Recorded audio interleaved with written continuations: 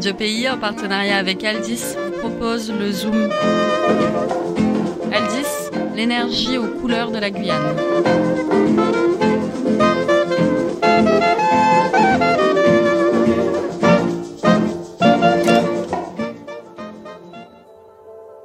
Journal de bord du commandant Smallville, à bord du vaisseau spatial l'Arche des Guyanautes.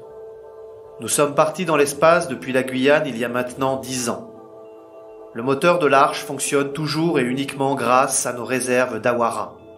Les propriétés toujours inexpliquées de cette graine ont en effet réussi à stabiliser la distorsion provoquée par les voyages dans l'espace-temps. Depuis 10 ans, nous explorons l'univers à la recherche de réponses. Date stellaire 2023-10-25. Nous sommes actuellement à plus d'1 milliard de kilomètres de la Terre.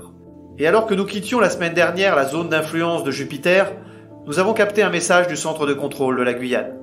Celui-ci semblait nous demander des informations sur Saturne. Nous avons donc orienté notre arche vers la 6e planète du système solaire. La belle géante gazeuse aux anneaux. Saturne l'a bien nommée. Depuis quelques jours, sa fine couronne, ses anneaux, sont clairement visibles. Leur étendue est absolument immense, mais leur épaisseur très fine et très étrange. Comment se fait-il que l'on puisse les voir depuis la Terre à 1,4 milliard de kilomètres d'ici ? Nous continuons notre approche, mais sans prendre de risques cette fois-ci. Ces géantes gazeuses sont tellement massives que leur champ magnétique perturbe tous nos appareils électroniques, y compris les enceintes musicales de l'Arche. Je n'ai vraiment pas envie de me retrouver dans le silence absolu. D'autant que j'entends toujours dans ma tête ce bip régulier et entêtant, sans toujours aucune forme d'explication. J'ai toujours été fasciné par Saturne, ce bijou du système solaire. Lorsque j'étais tout jeune, ma mère m'a même raconté que je dessinais toutes les planètes avec des anneaux. Cela m'avait valu d'ailleurs le joli sobriquet de Saturnien. Smallville le Saturnien. Je pensais en effet que toutes les planètes ressemblaient à Saturne et qu'elles arboraient toutes ces excroissances étranges. Je me rappelle d'ailleurs avoir pleuré lorsque j'ai appris que Saturne était si particulière. Enfin. Karl, que nous demandent les Guyanautes cette fois-ci ? Est-ce que Saturne est la seule planète à avoir des anneaux ? Eh bien, c'est très facile, c'est même évident. Oui, Saturne est la seule planète à disposer d'un... Commandant. Quoi ? Bien que je n'aime pas vous contredire, c'est malheureusement inexact. Saturne n'est pas la seule planète du système solaire à disposer d'anneaux. Pardon ? Et tu as vu des anneaux autour de quelle autre planète précisément ? La Terre, Mars ? Uranus, Neptune, Jupiter. Quoi ? Mais je n'ai jamais entendu parler de cela. D'où sors-tu ces informations ? Commandant, je suis une intelligence artificielle qui dispose d'informations scientifiques les plus récentes. Et j'ai été programmé en Guyane par les meilleurs... Karl !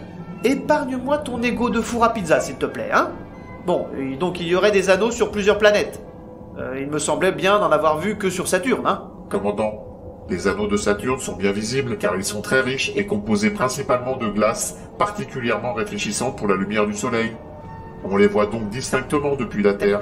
Ok, mais pour Jupiter, qui est tout de même beaucoup moins loin de la Terre que Saturne, on devrait voir ces anneaux s'il y en avait, On devrait les voir même de façon très nette.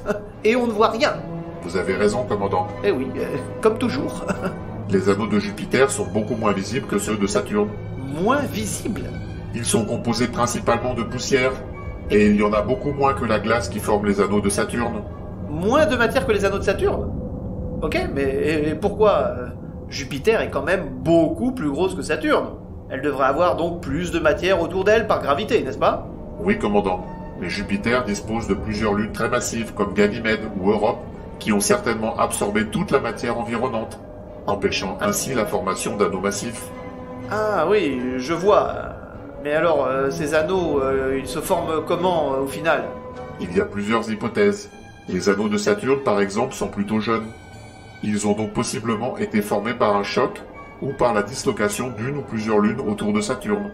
Les débris restant en orbite auraient donné naissance aux anneaux. Ah oui, d'accord. Soit ils sont le résultat de la migration des géantes gazeuses dans notre système solaire. De la migra quoi ? Au début de la formation de notre système solaire, les planètes géantes Saturne et Jupiter, mais aussi Uranus et Neptune se sont déplacées plusieurs fois en se rapprochant et s'éloignant du Soleil pour se stabiliser finalement à leur emplacement actuel. En migrant de part et d'autre, elles ont dû attirer des objets de petite taille qui n'avaient pas réussi à s'agglomérer pour former une nouvelle lune. Ces objets captés par la gravité seraient donc restés très petits et sur une orbite stable autour des géantes gazeuses. Oui, bon enfin, on n'est pas encore tout à fait sûr du coup, quoi, hein. Tout à fait, commandant. Nos connaissances évoluent tous les jours. Mais il reste des parties encore non expliquées. La sonde Cassini nous a par exemple révélé énormément d'informations sur Saturne. Ah, la sonde Cassini.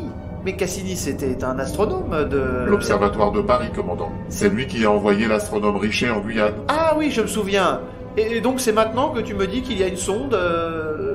Bon, bah mets-moi en contact avec elle et puis nous allons lui poser quelques questions pour les Guyanotes. Malheureusement... Quoi? Qu'est-ce qui se passe? Elle n'existe plus, commandant. Ah mince alors.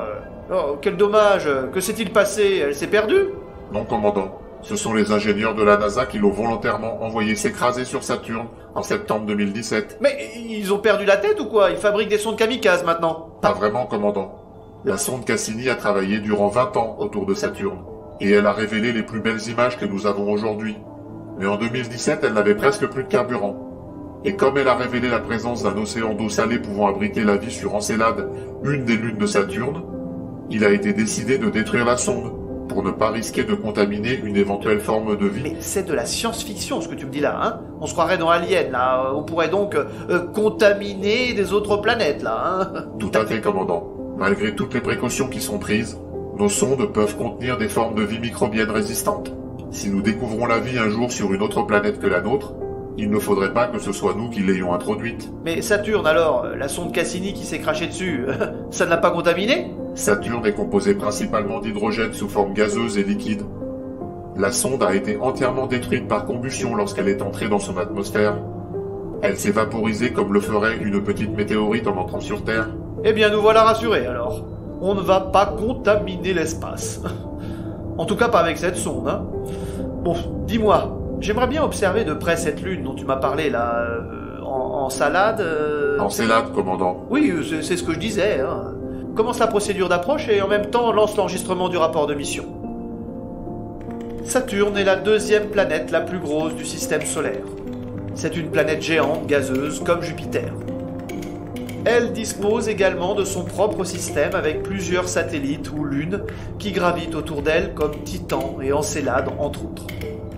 Les anneaux de Saturne sont constitués principalement de glace, d'eau, ce qui les rend si visibles, y compris depuis la Terre, pourtant à plus d'1,5 milliard de kilomètres.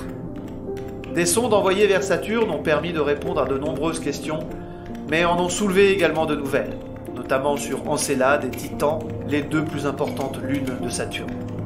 Autre bizarrerie, la formation des anneaux de Saturne n'est pas encore complètement élucidée. Et ces anneaux ne seraient même pas définitifs. Ils sont d'ailleurs récents à l'échelle du système solaire, et il est probable qu'un jour ils disparaissent. Communication terminée. Karl, tu peux envoyer ce message au centre de contrôle des Guyanotes pour nos amis de Saint-Georges.